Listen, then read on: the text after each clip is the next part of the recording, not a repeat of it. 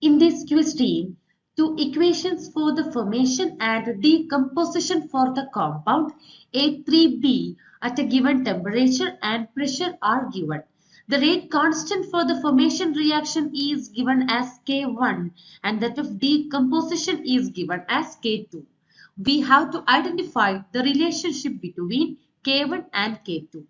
First of all, let's write the equation as given here. That is 3A2 plus B2 is producing 2 molecules of A3B. Here the rate constant is K1. And the second equation we can multiply with 2. Now we can write 2 moles of A3B is producing 3 moles of A2 and B2.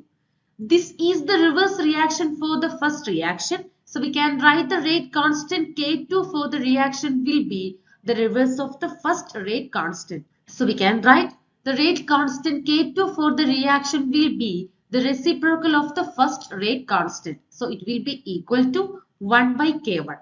Now the original equation is A3B is producing 3 by 2 moles of A2 and 1 by 2 B2.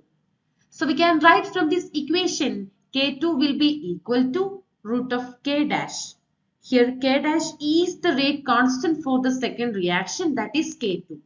Now the relationship between the K2 and K dash will be K2 is equal to root K dash, that is equal to 1 by root K1.